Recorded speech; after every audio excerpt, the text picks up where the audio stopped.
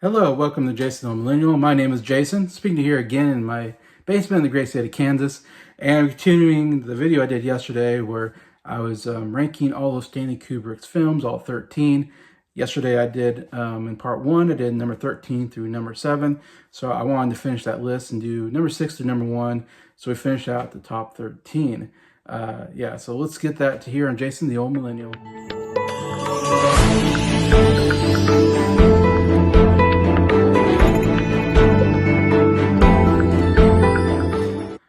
Hello everybody, hope everybody's done well on this Sunday. We're getting at the end of June, almost July. In fact, my birthday is on Tuesday, the first day of July, so I'm going to have a special birthday live stream that day, so anybody wants to join me, please do. I'm going to do it at 2 p.m. Central Standard Time.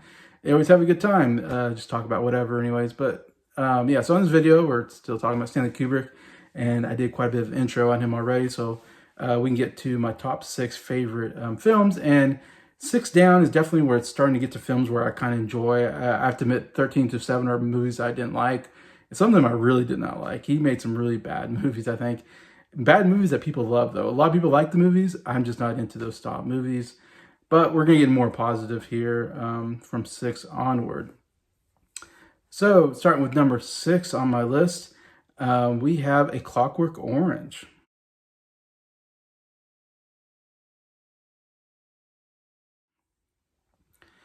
And this movie came out in 1971. A bit of a controversial film. I mean, it is a crazy film, one of the craziest ones that he's made. I don't like the film because it's just a little, there's too much violence and sexual assault in there that I don't care for, and some very disturbing imagery. And the character is very unlikable, and he's supposed to be. He's a horrible human being. It's a weird main character for a movie, to have this movie who's a murderer, rapist as your main character, and it's supposed to be him, I guess, changing and becoming better.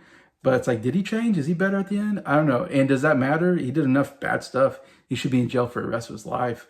I know it's made from a book. It's an adaptation. I can't imagine what the book is like. It's got to be very weird. It's kind of a weird futuristic movie in a sense. And the main character, played by Malcolm McDowell, I think he's like in high school or something like that, and he's like the leader of this gang. They call him the Moogs, and there's other gangs, and they get into gang fights, and like I said, lots of gang violence and a lot of sexual assault, and a lot of nudity, and it's just another kind of icky, gross movie in a lot of terms. A lot of imagery that I just don't like, and I have to fast forward through a lot of scenes in this movie. Yeah, it's just overall just really strange. Even the way they talk is very weird, and the costuming is very weird, and the set designs. Yeah, it's just a really weird movie. But on the positive, why it's this high on my list is I think it's actually a really well shot movie. It's one of the best shot movies I've ever seen, I think, and it's got some really cool imagery. Like I said, some of it's disturbing, some of it's very, I think, fascinating, and kind of go, wow, that's kind of a cool shot. And I will say, like, I think the acting is actually really good. I think Malcolm McDowell did a really good job playing this kind of psychopath main character. And he was very intriguing and, again, never really boring. I was always kind of, fascinated with what's going on with this character and what he's going to do next. And he's very crazy at times, and very overly acting, but in a good way. But I love the very first shot of this movie, actually. It's like one of the coolest shots I've ever seen in the movie, where it starts with a close-up of his eye and kind of zooms out, and then as it zooms out, you get more of his face, and you see his face, and it's kind of has makeup on, and he has like this bowl hat, and then you see like the outfit he's wearing, then you see like his other gang members sitting on like a couch, and it's just this slow zoom out, and I think he's doing some monologue or something like that. It's the coolest zoom out I've ever seen, where you're just getting more picture of where they are, what's going on. And as you zoom out, then you see like these naked statues of women surrounding where they are, and you're like, where are they? What is this place? Why are these naked women statues? But I don't know, it's just a fascinating shot that I remember first time seeing it going, this is such a cool shot and cool way to intro the movie anyways. And they're at a milk bar. Again, this like future, they're at a milk bar, and they get milk out of the women's boobs, the naked statue women. So it's very weird. Like I said, I'm like, what is going on here?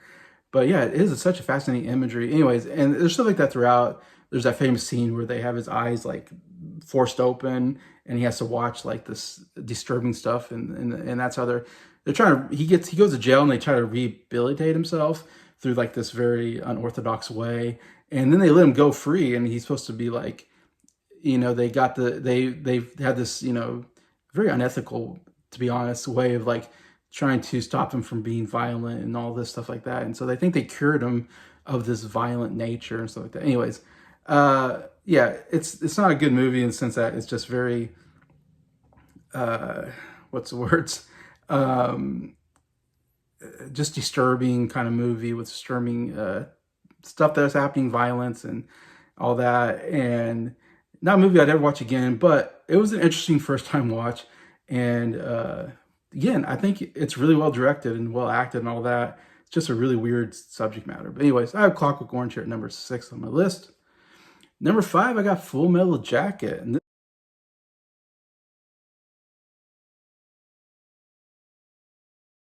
came out in 1987, so this is a later movie for him, one of his last movies that he made, I believe, anyways. And it's definitely the one that a lot of people talk about. A lot of people really like this one. And it's definitely one I've heard about, and I finally got around to watching it probably a couple of years ago because I've been hearing about it and going, oh, I really want to see what this is all about. And yeah, I kind of enjoyed it. I would say the first half of the movie I really liked. I thought it was really good stuff and it was very fascinating. Second half I didn't care for as much. It was a little more, it was kind of boring, wasn't as interesting. The ending's not that interesting, but the first half of the movie is so good that I kind of give it a slight recommend actually when I reviewed it.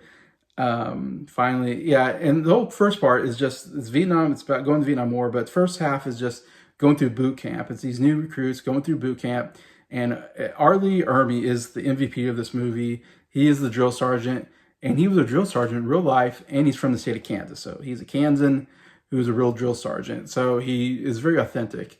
And that first shot with him walking down the line of recruits in like their underwear, and he's just tearing them down, just each one, he just says horrible, horrible stuff, and yelling at them and saying, the typical drill sergeant stuff. But I mean, immediately you hate this guy. Like, but I mean, I know he's just a drill sergeant, and the whole idea is that they tear you down, they build you up. I've never been in the military, never want to, especially after watching this movie. I'm like, I don't know, I never want to be a guy being yelled at by a drill sergeant. That freaks me out.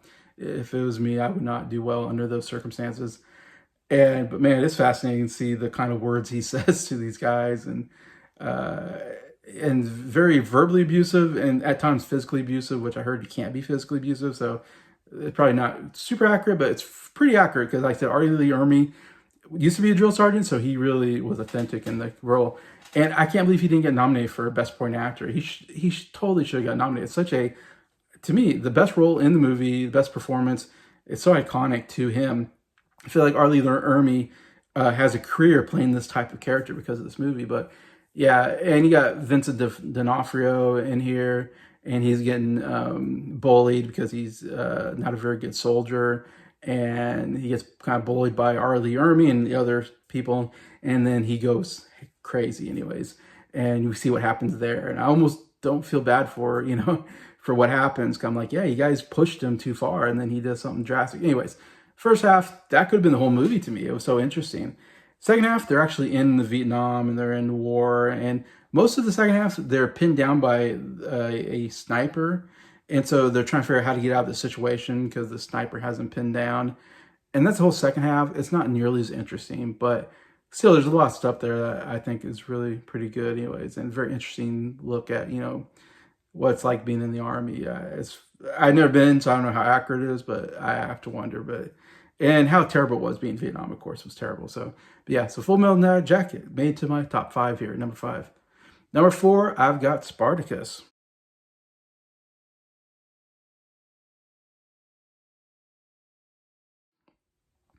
One of the older films that I've got on my list, and this high anyways. This came out in 1960, and this seems like such a iconic movie. I'm sure this was the first movie I ever saw from Stanley Kubrick.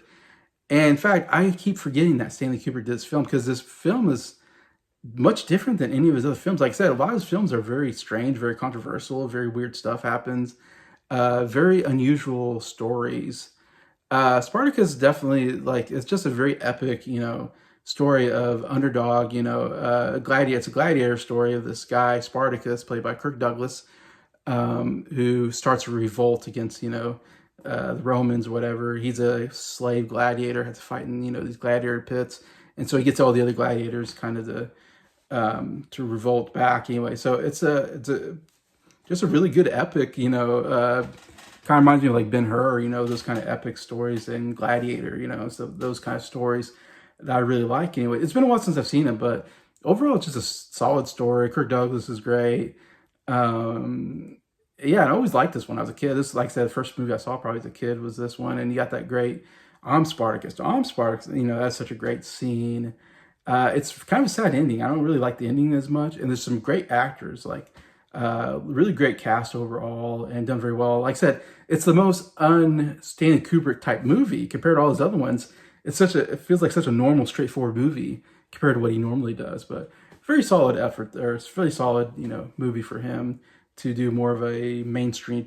I would say this is the most mainstream movie he did anyway. So that's why it's probably this high on my list, because it doesn't have anything too weird in it. But at number 4, I got Spartacus. Number 3, you're gonna be surprised I got this high, but I don't know. It's got some good stuff in it, and that is The Shining. Here,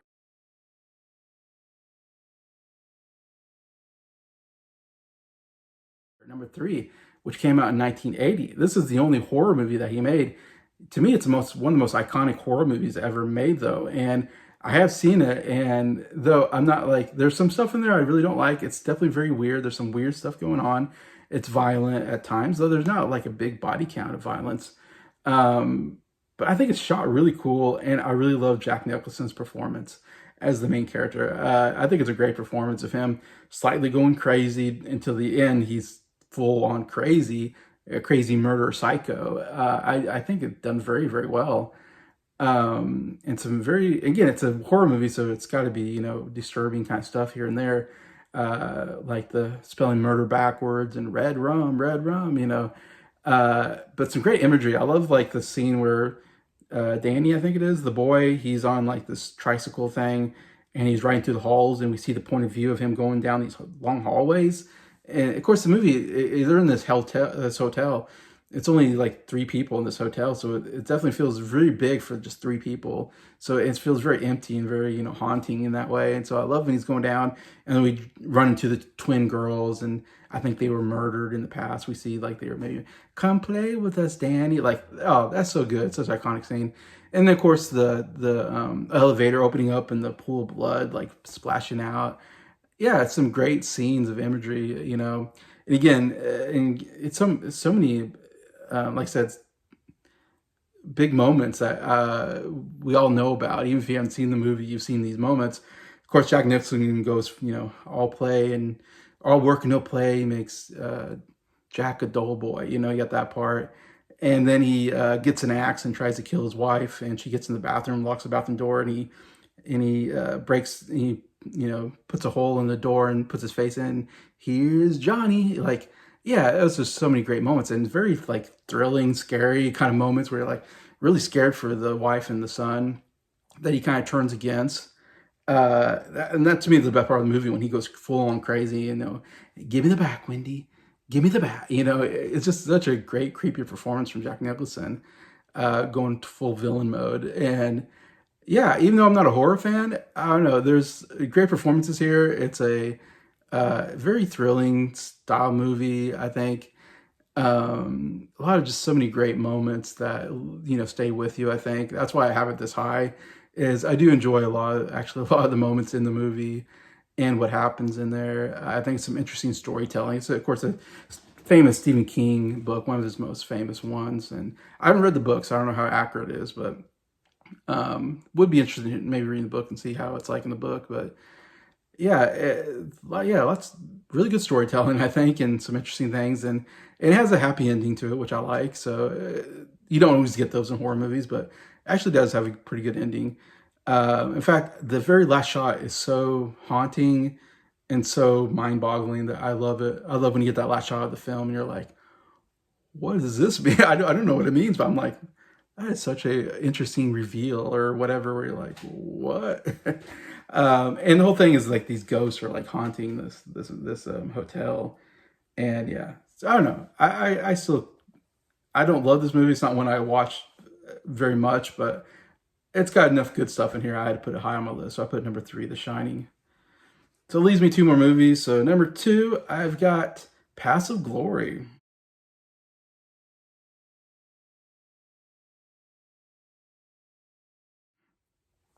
This is another older film of his that I really love, and that is from 1957. And this is definitely one of the movies that I think is very well loved, and it's actually one of the last movies I saw of Stanley Kubrick. It's one of the movies I've always heard about, kind of growing up, like this World War I movie with Kirk Douglas, and the famous shot of him like walking along the trench, and the camera's like close up on him. It's some really good shots, and I've heard people really love this movie, and I found like it's one of those things where it's kind of hyped up, and when I was going to watch it, I was like, this could be good. It could be terrible, because sometimes people hype movies up, and then I watch and I go, oh, this movie's terrible. Why does everybody love it? That happens to me a lot, like with 2001 Space Odyssey, for instance. But this is one where it actually delivered. Where I thought it was actually a really good movie and better than I expected, actually. I didn't think it was going to be anything that great, but then I watched it, I was like, yeah, this is really good. And it's a World War I movie, and Kirk Douglas is like I don't know if he's a general, colonel, whatever. And he's in the trench with these troops, and they're going to lead attacking another trench, whatever. And the general above him, whatever, is wants to attack, and it's all about. And what I love about the movie is it's kind of about how the people at top, they make the orders to send troops into battle to die, and the sense of they're more political, the generals and whatever on top. All they think about is how is this going to help my career, and so they make decisions based on what's going to help my career, and not based on the fact that these are human beings that are going to die, and their lives are precious, and they don't care. They're just a number. All they care about, they don't care how many people die or who dies, as long as they make him look good. I thought that was an interesting idea of, I think, probably almost so true that it's kind of scary that probably does happen in war. And, when you go to war and you have these, more political figures at top that are making all decisions, while the people in the bottom that are dying, no one cares about them. They're just a number. And I guess that's what really got me when I was watching this movie, because it's all about this guy. He's like, okay, we need to attack this trench, and if we take it over, then it's going to help me get promoted or something like that. He's all about being promoted. And while Kirk Douglas's character is like, no, this is a bad idea. We're going to lose a lot of lives. But he follows orders because he's in the army, of course. So he orders this thing, but I'm forgetting now exactly what happened. But I think a number of troops, they retreat or something like that. And so they don't end up taking the trench. And they go against orders, I guess, and retreat or something like that. And so this general guy is super upset. It's like, you guys weren't supposed to retreat. You're supposed to take this over. And so he wants to punish some of the soldiers to make an example of what's going on. And so he can't just punish all the soldiers, of course, because you need an army. So he picks four random guys who really had nothing to do with this whole, retreat. But he just has to pick four guys and execute them as an example to say, you got to follow orders. And so they pick four random guys who are innocent, and now they're on death row. And so it's a very interesting idea. Like, this seems very unethical. Like, it seems very wrong, innocent people dying for something they're not responsible for. So it kind of goes into, Kirk Douglas' characters kind of representing them as they have kind of a trial. And he kind of tries to represent them, I guess, and try to get them out of the situation, which was unfair. Anyways, and so it's very fascinating. I think the whole politics of war in that sense. And there's this great scene. What I love about the movie is this great scene where Kirk Douglas just goes on a big rant against it. He talks to this general guy, and he goes on this big rant about like what he did was wrong, and how he doesn't care about these soldiers that are dying. And yeah, just a great scene that really encapsulates the whole movie, where you go, yeah, the war should be about caring about those guys that are dying. They're all human beings with families. They all lose their lives. It's all a big deal. A lot of people are affected. Each life that's lost affects a lot of people, and we should do what we can to make as many people not die. We should do everything we can so at least amount of people have to die. And of course, people have to die in war, and we need to win war by attacking and all that and putting people's lives in danger. you can't get away from that. You want to win, so you have to do that. But at the same time, you want to try to minimize as many people dying. And that seems like this movie is kind of saying, like, the people on top don't care, while the people on the bottom are like, come on. Like, and that's what made me really think, like, it really is kind of a heartbreaking movie to me, I guess, because I just kept thinking, about American soldiers, of course, going to war, and like, they're just not a number. Some people just look at them as just a number. They're not a number. They're human beings with lives, with families, anyway. So that's what I thought about the movie, and I thought it was a really good take on all that, on war and stuff like that. So that's why I got Paths of Glory here at number 2 on my list. All right, number 1, my favorite, always been my favorite. Love this movie. It's one of my favorite movies, period, and definitely like probably my favorite movie from the '60s, and that is Dr. Strangelove.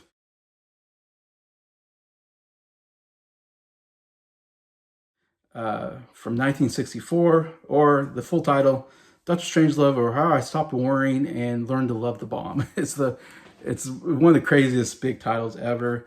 This is such an interesting movie. It's a satire dealing with nuclear holocaust war.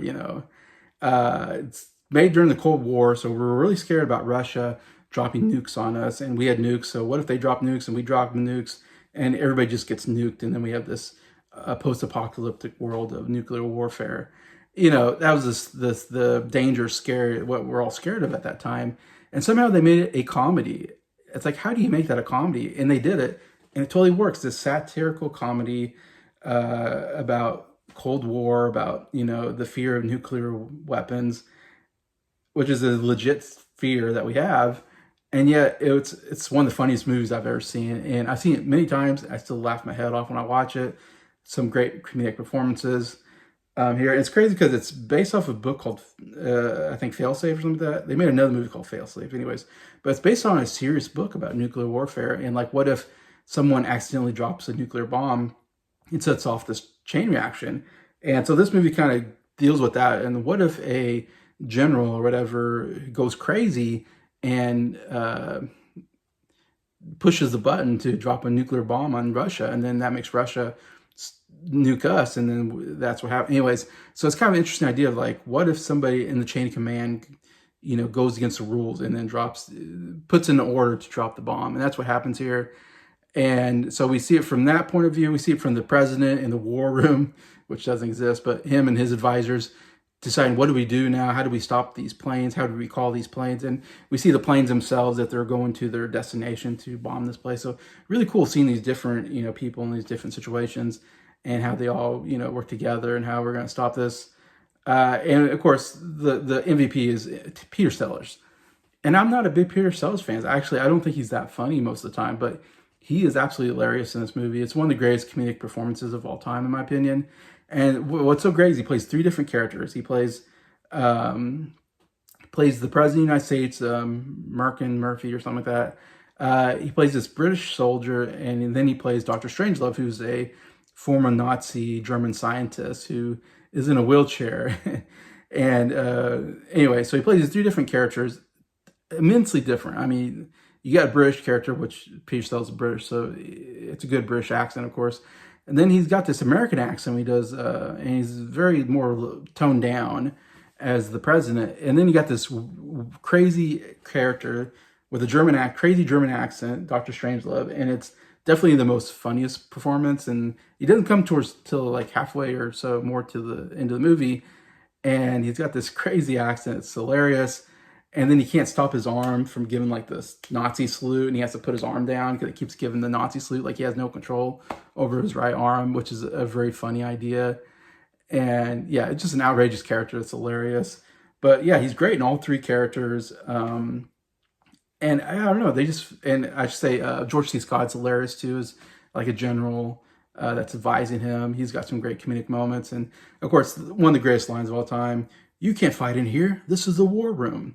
Yeah, one of the great lines of all time. It's hilarious. And then you got the Slim Pickens as Major Kong, and one of the greatest shots of all time, him riding a nuclear bomb down to its destination and waving his hat like he's on a rodeo, going, "Wahoo!" It's really kind of haunting and disturbing, him riding a nuclear bomb, and wahoo, and he's like waving his hand like he's in a rodeo on the top of a bowl. It's insane, but it's awesome at the same time. I love it, the imagery there. And my favorite scene probably is those when President Merkin, whatever, has to call the Russian president to tell him we dropped a bomb. We're gonna, or there's some planes with nuclear weapons that are gonna drop on you, and we can't stop them.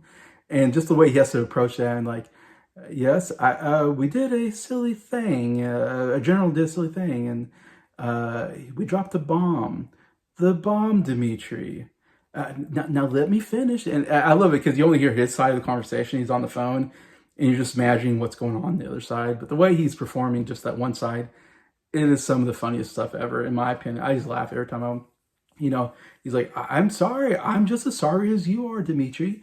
We both can be sorry. And just the way he's, responding to, him going crazy because they're going to drop a bomb on him and, all this. And anyways, yeah, I love the movie. It's great satire about a really interesting subject matter that you don't see satire very much on, that I think is just, I don't know, it's just perfectly done. And I just love it for how, again, it's strange, but I love it. And love the performances there. So yeah, for me, his only comedy he ever did, Dr. Strangelove, is my favorite Stanley Kubrick movie. Here at number 1. So yeah, that's all 13 of them. You see my first video of the other ones, and this is my top 6. So hopefully some people agree with me. I know some people disagree with me on the last video, which I totally understand. That's totally okay. So, but hopefully you like some of these movies that I really enjoy from Stanley Kubrick, and I got high up here. Besides that, please feel free to tell me what was your favorite Stanley Kubrick movie, all that. I'd love to read your thoughts. And besides that, thank you so much for watching the video. Thank you for liking it, and thank you to all my subscribers for supporting the channel. I appreciate it all and hope you have a good day.